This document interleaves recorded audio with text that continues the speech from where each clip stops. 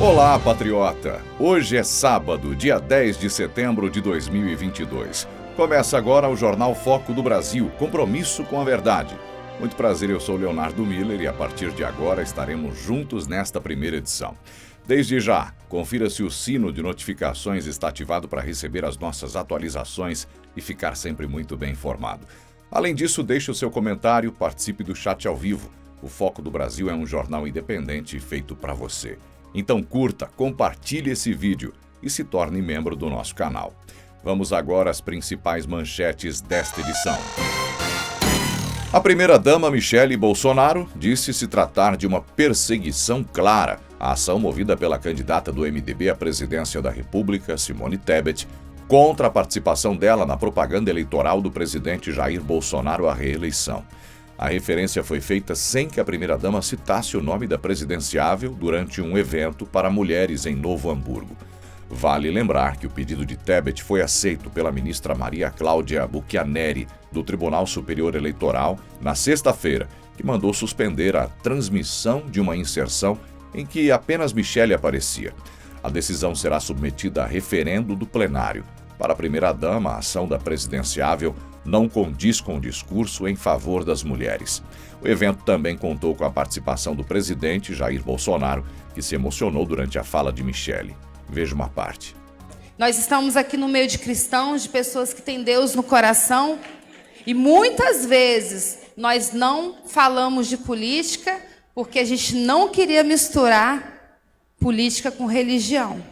Mas hoje é o momento de falarmos sim de política, para que amanhã nós possamos falar de Jesus. Então nós, como mulheres, nós precisamos nos posicionar como cristãos. Essa semana eu estava conversando com um padre muito querido de Brasília e falando para ele da nossa dor de ver aquela perseguição em Nicarágua. E eu falei para ele, padre, esse é um momento que Deus tem dado para a nação brasileira ver o que o comunismo está fazendo com os cristãos. O comunismo começou a perseguir, debochou, fechou igrejas, ateou fogo. Daqui a pouco, se a população brasileira não despertar, isso pode chegar no Brasil sim, e os protestantes também serem atingidos. Mas nós estamos aqui porque uma nação de pé é uma nação forte. Uma nação que ora é uma nação que estabelece os princípios de Deus na terra. E os princípios do Senhor na terra é de justiça e de verdade. E com ele ninguém brinca. Podem até debochar. Pode até debochar do nosso Deus, da nossa fé, como vivem fazendo. Mas não estão debochando de mim, estão debochando daquele que eu sirvo. E ele é um Deus de justiça. Ele é amor, mas ele também é fogo consumidor. Então esse é o momento, minhas amadas irmãs, porque que hoje é um evento para mulheres. Claro que tem alguns meninos aqui também, mas nós estamos falando para as meninas. Esse é o momento que nós devemos... Oi? Tem meninos lá fora? Meninos, lá no fundão. Então esse é o momento que nós oramos e pedimos para que a igreja desperte, para que as pessoas tenham entendimento do que nós estamos vivendo, da guerra espiritual. Não estamos lutando contra homens e mulheres, estamos lutando contra principados e potestades. E aqui eu quero agradecer as nossas intercessoras, mulheres e homens de oração que têm sustentado o nosso governo. Sem essas orações nós não estaríamos de pé. Nós passamos por momentos de dificuldade, de renúncia, momentos, sequelas do atentado ao meu marido, sequelas para o resto da vida, não só na saúde dele, mas na nossa família também. Perseguição está clara. Quando uma mulher fala que tem que votar em mulher, quando uma mulher fala que ela pode estar onde ela quiser, quando uma mulher fala que ela tem liberdade de expressão, mas que daqui a pouquinho ela entra na justiça e tenta calar outra mulher. A Justiça Eleitoral cumpriu neste sábado uma operação de busca e apreensão na casa do ex-juiz Sérgio Moro do União Brasil, candidato a senador no estado do Paraná. O objetivo do trabalho era recolher materiais de campanha. A decisão da Justiça atendeu a um pedido da Federação Brasil da Esperança, formada pelos partidos PT, PCdoB e PV. No ofício, Moro foi acusado de colocar o nome do suplente de senador em tamanho e proporção inferior ao exigido pela lei eleitoral. A juíza auxiliar Melissa de Azevedo Olivas, do Tribunal Regional Eleitoral do Paraná, determinou, além da busca e apreensão, a regularização do material, sob pena de multa diária de R$ 5.000. A assessoria da Justiça Eleitoral do Paraná informou que o processo corre em segredo de justiça e que não havia mais informações sobre o caso. O advogado de Moro, Gustavo Guedes, disse que os nomes dos suplentes estão de acordo com a lei e que irá recorrer da decisão. A busca se deu na casa de Moro porque é o endereço indicado no registro da candidatura na Justiça Eleitoral. No Twitter, Moro disse que a operação de busca e apreensão foi abusiva e postou um vídeo no YouTube argumentando a sua defesa e disse que se a tentativa era intimidá-lo, a oposição conseguiu o contrário. Veja o que ele disse. Olha, hoje a velha política tentou mais uma vez me intimidar. Advogados do PT conseguiram lá uma diligência para realizar uma busca e apreensão lá na minha casa. Foram até lá, intimidaram a minha filha. Tudo isso porque eles queriam apreender material de campanha, santinho. E o que eles alegavam? Que a letra do nome dos suplentes estava menor do que o exigido ali pela legislação eleitoral. Olha, no tempo do governo do Lula e do PT, o que se discutia era 30%, até 30% do valor de propina, de suborno, toda aquela bandalheira, toda aquela corrupção. Agora vem para cima de mim discutir percentagem, 30% do tamanho de letra. Se achavam que com isso iam conseguir me intimidar, pelo contrário, eu não aceito qualquer tentativa de intimidação. Não vão conseguir também me calar. Fica evidente que essa medida foi tomada diante do fraco desempenho do Lula nos debates, que não conseguiu responder sobre corrupção quando foi perguntado a ele. Olha, o tema dessa eleição não é o tamanho do santinho do Moro. O tema dessa eleição é o tamanho da corrupção do PT. O ministro do Supremo Tribunal Federal, Edson Fachin, ordenou ontem a suspensão dos decretos realizados pelo governo Jair Bolsonaro sobre os CACs. Com a decisão do magistrado, o número de armas e munições obtidas pelo grupo será restrito. A justificativa dada pelo membro da Suprema Corte em sua decisão foi o aumento do risco de violência política durante a campanha eleitoral. A determinação de Fachin atende a pedidos realizados de maneira liminar, ou seja, provisória, em 3 processos impetrados por partidos oposicionistas, como PSB e PT, já que o ministro é relator dessas ações. Fachin atendeu às solicitações das siglas e fixou o entendimento de que a posse de armas de fogo só pode ser autorizada às pessoas que demonstrem concretamente, por razões profissionais ou pessoais, possuírem efetiva necessidade. O deputado Eduardo Bolsonaro fez uma live ontem à noite com Marcos Polon, fundador do movimento Pró-Armas e candidato a deputado federal pelo Mato Grosso do Sul. No vídeo, ambos explicaram o que muda com a decisão de Edson Fachin sobre a aquisição de armas e munições durante a campanha eleitoral. Segundo Polon, a decisão é completamente antijurídica e ilegal por atropelar um procedimento cujo processo estava em suspensão após pedido de outro ministro do STF. Por isso, a decisão cria uma insegurança jurídica sem precedentes em relação à segurança pública. Eduardo Bolsonaro ressaltou também que ele não tem qualquer amparo para a decisão. Veja um trecho da live. Vamos lá, está escrito lá no site, no Twitter do STF. Com base no risco de aumento de violência política por conta do início da campanha eleitoral, eu não sei como é que eles fundamentaram isso, né? E quem é que pediu também, vale falar isso daí.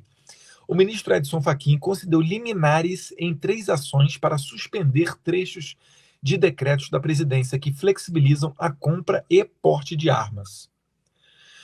Em uma das decisões, Fachin prevê a posse de armas apenas para quem tiver efetiva necessidade e determina que a aquisição só pode acontecer no interesse da segurança pública ou da defesa nacional. E por último aqui, ainda segundo as decisões, o Executivo não pode criar presunções de necessidades além das já disciplinadas em lei, e a compra de munição deve se limitar ao que garante apenas o necessário à segurança dos cidadãos. Polon, qual é o alcance dessa medida e o que de fato ela faz? É só durante o período eleitoral? Na verdade, ele vem e faz como a Rosa Weber e aplica de forma completamente arbitrária o seu entendimento que não está na Constituição num procedimento completamente inexistente. Para vocês terem uma ideia, a ADI não comporta decisão monocrática, decisão liminar nesses moldes. As decisões têm que ser feitas por colegiado. Então eles inventaram uma tal de decisão ad referendo, o que é uma excrescência, um absurdo. Então, procedimentalmente está errado, está contra a lei esse tipo de decisão, ela é uma decisão inadequada, tá? Não deveria ser dada. O processo estava sob vistas, está ainda sob vistas de outro juiz, outro ministro, que é o Nunes Marques, e nessas condições ele fica suspenso, ele não pode receber decisão. Então essa decisão, em princípio, é nula de pleno direito, e é mais ainda porque não existe essa figura. E o que acontece? Ela proíbe a aquisição de armas, em última análise, o efeito prático dela é esse, porque, como nós alertamos ano passado, Eduardo, o Fachin deu um voto inventando uma interpretação conforme do artigo 4º, que não é objeto dos decretos, tá? Dizendo que deveria se... Exatamente, só existe em colegiado. Exatamente. Eles criaram essa figura inexistente e o pior, trataram de um tema que não é objeto das ADIs. As ADIs, elas tratam exclusivamente dos decretos. Elas não tratam do texto do Estatuto do Desarmamento, tá? Elas tratam dos decretos. Ele vem e diz que a efetiva necessidade que deve ser declarada no artigo 4º deve ser lida como comprovada, ou seja, para você comprar arma no Brasil agora, por conta dessa decisão, você deve ter o mesmo procedimento para pedir porte. Deve ser comprovada a efetiva necessidade, sim, tal qual o porte. Então afeta o Sinarme e afeta o Sigma também, uma vez que há consequências em relação principalmente a calibres restritos que foram suspensos. Então, isso dá uma insegurança jurídica sem tamanho, é aterrador, uma vez que desafia o próprio Convenção Interamericana de Direitos Humanos, que levantou em caráter supralegal o direito à defesa pessoal, o direito à legítima defesa, foi recepcionado pela Constituição e deveria ser respeitado também como norma fundamental de direitos humanos que assegura a legítima defesa. Então o que a gente chama no processo, isso é uma chicana, é uma estratégia que vai contra a lei para poder impor uma aberração. Importante destacar, Eduardo, a dissonância da fundamentação existente aí. Por quê?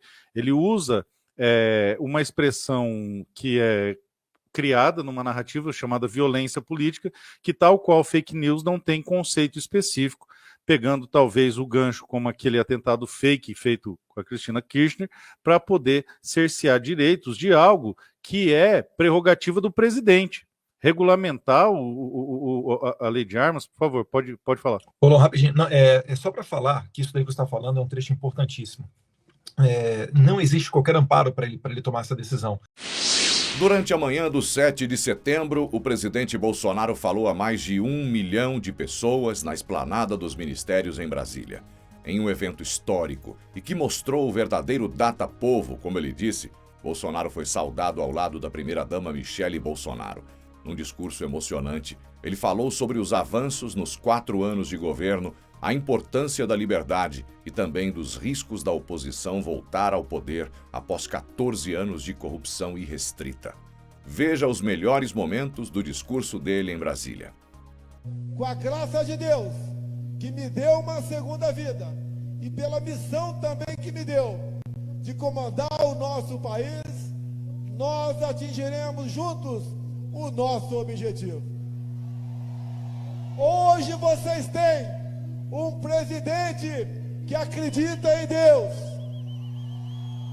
que respeita os seus policiais e seus militares, um governo que defende a família e um presidente que deve lealdade ao seu povo. Vocês sabem à beira do abismo que o Brasil se encontrava há poucos anos, atolado em corrupção e desmando. Demos uma nova vida a essa esplanada dos ministérios, com pessoas competentes, honradas e patriotas. Começamos a mudar o nosso Brasil. Veio uma pandemia, lamentamos as mortes. Veio aquela errada política do fica em casa que a economia a gente vê depois. Enfrentamos também consequências de uma guerra lá fora. Quando parecia que tudo estaria perdido para o mundo, eis que o Brasil ressurge com uma economia pujante, com uma gasolina das mais baratas do mundo, com um dos programas sociais mais abrangentes do mundo, que é Auxílio Brasil, com recorde na criação de empregos, com a inflação despencando e com um povo maravilhoso, e entendendo aonde o seu país poderá chegar.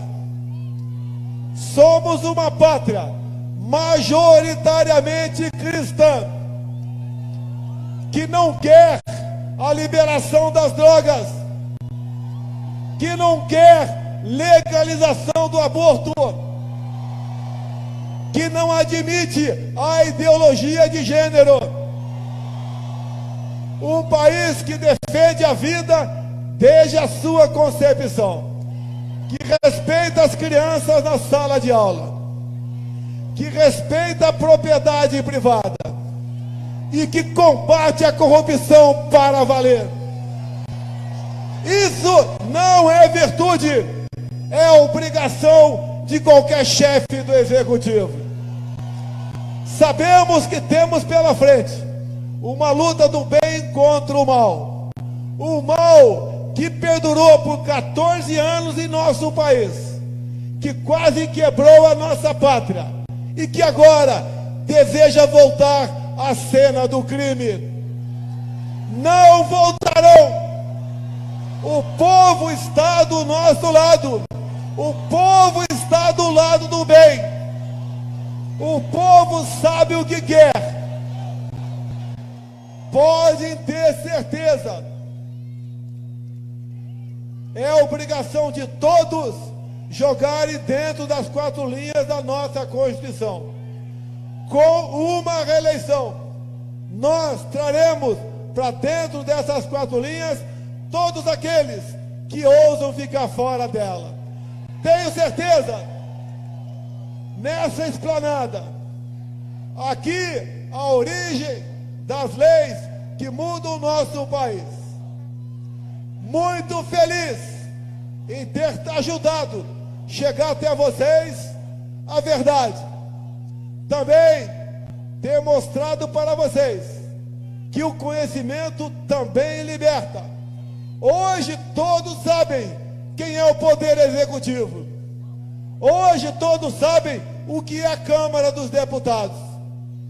Todos sabem o que é o Senado Federal. E também todos sabem o que é o Supremo Tribunal Federal.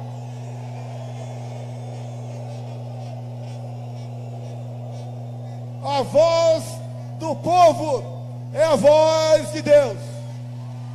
Todos nós mudamos, todos nós nos aperfeiçoamos, todos nós poderemos ser melhores no futuro.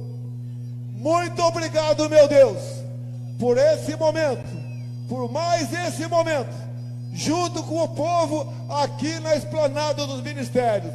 Nunca vi um mar tão grande aqui, com essas cores verde e amarela.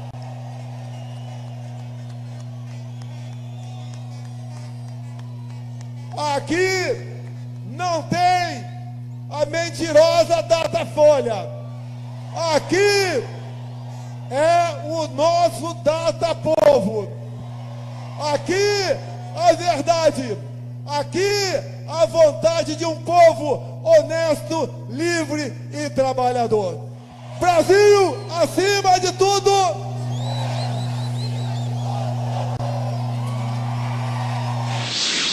O valor da liberdade e a importância de todos os poderes jogarem dentro das quatro linhas foram alguns dos principais assuntos do discurso de Bolsonaro em Copacabana para o mar de pessoas presentes no Rio de Janeiro.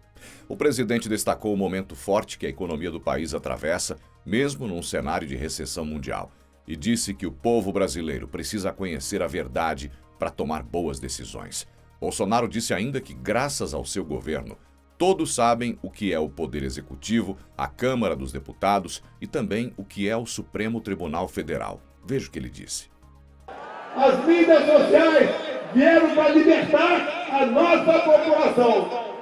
Esperem uma reeleição para vocês verem se todos não vão jogar dentro das quatro linhas da Constituição.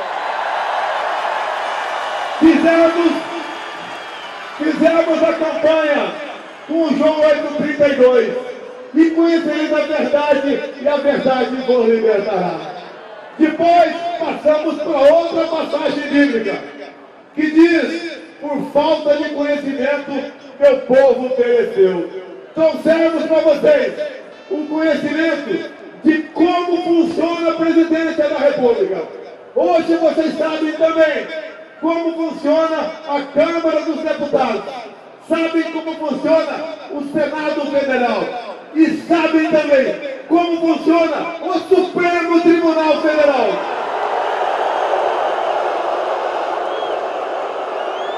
Hoje vocês sabem como é difícil, como o presidente da República está defendendo esse bem maior que a nossa própria vida, que é a nossa liberdade. Ela não tem preço. Se você na vida perder todos os seus bens, lá na frente você pode recuperá-lo se tiver liberdade. Se você perder a liberdade, você perdeu tudo na vida. Compare o Brasil com os países da América do Sul, compare com a Venezuela, compare com o que está acontecendo na Argentina e compare com a Nicarágua. De comum esses países têm nomes que são amigos entre si. Todos os chefes de Estado das nações são amigos do quadrilheiro de 9 dedos que disputa a eleição no Brasil. Não é voltar apenas à cena do crime. Esse tipo de gente tem que ser estipado da vida pública. Eu peço a vocês que não tentem convencer um esquerdista. Faça o contrário. Fale para ele convencer você a ser esquerdista. Veja os argumentos deles. O que eles têm para falar para vocês. Não tem argumentos. São cabeças vazias. Pessoas que não têm nada a acrescentar. E depois de tentar te convencer, fale para ele onde ele está errado. Porque eu sou o presidente da República de 215 milhões de brasileiros. Eu não quero mal para essas pessoas. Eu quero o bem delas. E elas têm que ter sua mente aberta. Têm que conhecer a verdade. Têm que ter conhecimento para que possa, então, estar do lado certo. A todos vocês do Rio de Janeiro, do meu Brasil, muito obrigado por esse momento. Glória ao nosso Deus por esse momento fantástico que estamos vivendo.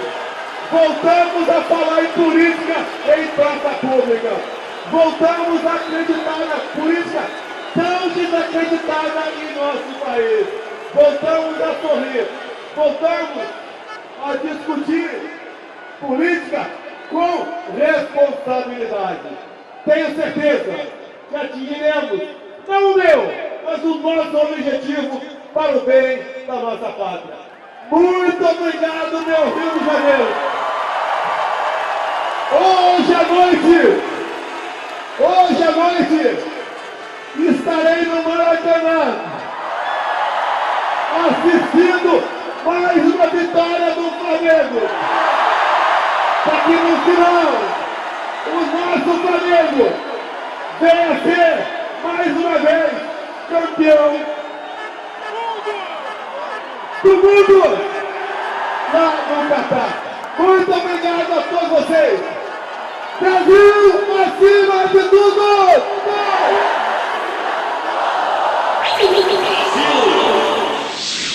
O presidente Bolsonaro participou de mais uma sabatina na sua campanha eleitoral à reeleição, desta vez para o jornal Correio Brasiliense. Em uma conversa que, diferente do Jornal Nacional, deu espaço para Bolsonaro falar de suas propostas e avanços, ele disse que a confiança está alta após o 7 de setembro. Depois, em sua live semanal, o presidente elogiou a postura da jornalista Denise Rotenborg na condução da entrevista e disse que a intenção dela não era lacrar ou ser um William Bonner, mas sim perguntar questões pertinentes, atuais e futuras. Para o presidente, é impossível que a eleição não seja decidida no primeiro turno a partir do que se viu nas ruas. Um exemplo disso foi o histórico discurso de Bolsonaro para mais de 1 milhão de pessoas na esplanada dos ministérios em Brasília. Veja os melhores momentos da sabatina. Eu tenho falado há algum tempo que temos um presidente da República e um governo que acredita em Deus, respeita seus policiais e militares, defende a família tradicional e deve lealdade ao seu povo. Pelo que eu vejo, o outro lado nunca se preocupou com o povo, a não ser em época de eleições. E passamos a ter, é uma verdade, um governo diferente dos demais, onde, por exemplo, encara o combate à corrupção não como uma virtude, mas uma obrigação acima de tudo. E fiz um apelo, sim, pela última vez, porque o povo foi à rua várias vezes, não houve convocação da minha parte, nem convite, e o que eles decidiam ali, liberdade, né, respeito à Constituição, democracia, entre outras coisas, não era bem compreendido em Brasília. Ou entrava por um ouvido, saía por outro. E o que eu tenho falado? Todos nós temos que jogar dentro das 4 linhas da Constituição. Ser democrata não é assinar uma cartinha ao lado de pessoas que adoram regimes totalitários. Ser democrata é você respeitar todos os artigos da Constituição. E ao longo desses 3 anos e meio, a população, junto comigo, viu um presidente diferente dos demais. Viu um presidente que teve o capricho e a coragem, que você que cobriu a Câmara sabe o que eu estou dizendo aqui, de escolher um ministério técnico para estar ao teu lado. Geralmente, a escolha de ministro no passado era em função de interesses político-partidários. Só podia terminar em corrupção. Fizemos diferente. Até costumo dizer, me aponte alguém do nível do Tarcísio de Freitas na infraestrutura, da Tereza Cristina na agricultura, do Marcos Pontes na ciência e tecnologia, no Onix, o meu ministro Coringa lá dentro, no Rogério Marinho, no desenvolvimento regional, no Paulo Guedes, na economia, no Gilson Machado, no turismo, atualmente no João Roma, na cidadania. Então você começa a analisar, você vê que tem algo diferente. Era comum, Denise, você vê há poucos anos, tal partido perdeu um ministério, tal outro partido ganhou outro ministério. E você deve se lembrar que existia dentro da Câmara, né, a tal da lista da fidelidade. Ou seja, acabava uma votação importante, alguém levava uma lista para dentro do líder partidário, eu olhava na lista, né, e assim, olha, o meu partido foi 90% fiel ao governo, o outro só foi 60%, porque eu tenho 2 ministérios e tem 2. Vou querer um ministério daquele partido. Isso levava o quê? Uma onda de corrupção. E a gente comprova isso com as estatais, que há poucos anos eram deficitárias ou davam pequenos lucros e agora estão dando lucro até demais. Que eu tenho conversado com o Paulo Guedes, queremos lucro sim, mas está demais. Vamos diminuir impostos. Ele vem diminuindo impostos e temos aumentado a arrecadação. Então você vê que é um governo diferente. E uma coisa, eu não tenho como saber de tudo que acontece em 23 ministérios. Eles é que entram em campo. Esse é meu time, quem disputa por 4 anos, tá? Como conduzir as políticas de interesse da população. E quem passou o que eu passei? 2 anos de pandemia, uma seca nunca vista em décadas, o ano passado, e uma guerra lá fora, que mexeu na economia do mundo todo.